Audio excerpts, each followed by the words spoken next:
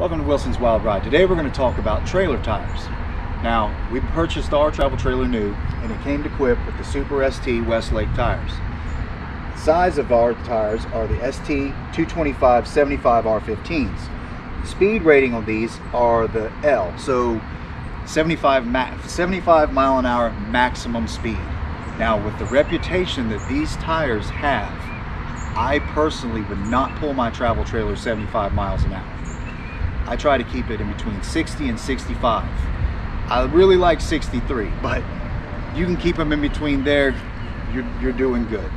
Now, these right here have a load rating of E, so at 80 PSI, each tire can hold 2,830 pounds. Now, that being said, you want to make sure that all four tires are on the ground evenly. To do that, you're going to have to make sure that your travel trailer's perfectly level with the ground. And so that means you got to really pay attention to your hitch.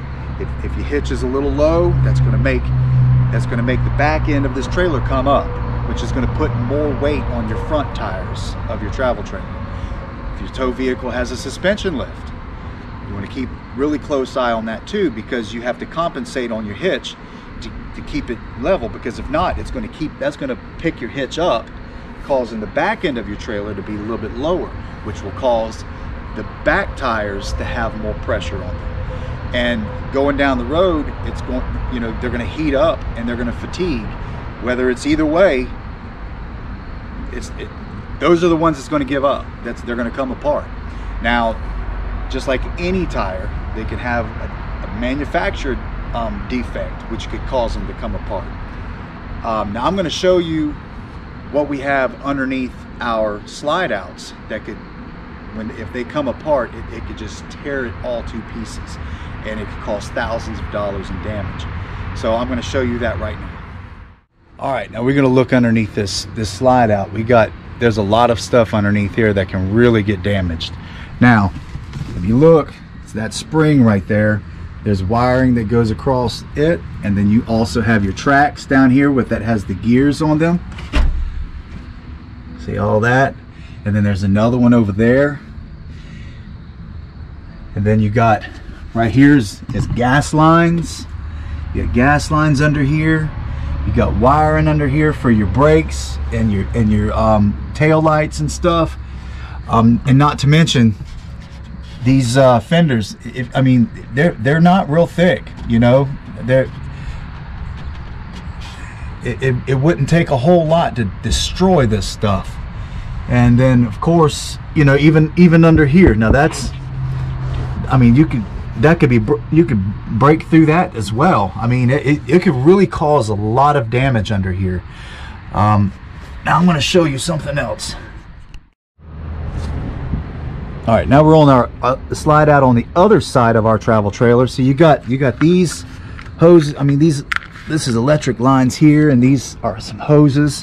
And then you got that electric line that runs all the way down that side. There's a little bit less as far as gears and stuff over here that's exposed to the tires, but you still have this. See how flimsy that is? But so if one of those tires come apart, it's going to really cause a lot of damage under here. All right, now that we've gone over what each slide out has underneath it, now you see exactly what would happen if I had a tire blowout. There's a lot of things underneath there that could be damaged. It cause a lot of money to be in repairs.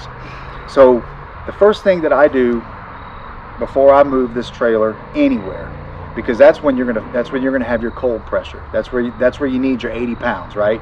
So I go around all four of my tires and I make sure that they have 80 pounds of pressure. Then I get my tire pressure monitoring system. It's attached to my windshield, but I have it here right now anyways. So I look on here to see exactly where we are, and I compare that to what I have out there. If I have 80 pounds of pressure out there, I should have it here too. Now, sometimes these things might fluctuate a pound or two. Just keep that in mind whenever you're going down the road. You know what it really is. Now, as you go down the road, your temperature is going to climb. with your tires, especially the faster you go, the hotter they're going to get, right? So, and the hotter they get, the more pressure builds in them. So they start out at 80 pounds, they might end up 90 pounds as you're going down the road, or more. Just depends on whatever you got going on there. So make sure you have yourself a good tire pressure monitoring system. I can't stress that enough with these tires, because if you pick up a nail or a screw and the head comes off of it and you start losing air, this is going to give you an alert to let you know that. That way you can go ahead and pull off safely and get out, assess the situation. You may have to change a tire, what have you, but it's a whole lot better than waiting and not knowing that that tire is going flat and it finally coming apart, getting so hot that it comes apart and beats up your underneath your trailer, tearing all that stuff up. We definitely don't want that. So like I said, just if you take these tips every single time, try not to get complacent, because that's so easy to do. And just make sure that you start off on a good foot. Now, I mean, if the tire is defective and it comes apart because you have a defective tire, well, you've done everything that you can do to keep that from happening. It's just at that point it just kind of is what it is. But guys, if you like this video, please subscribe, hit that notification bell, and we'll see you next time. Have a good one.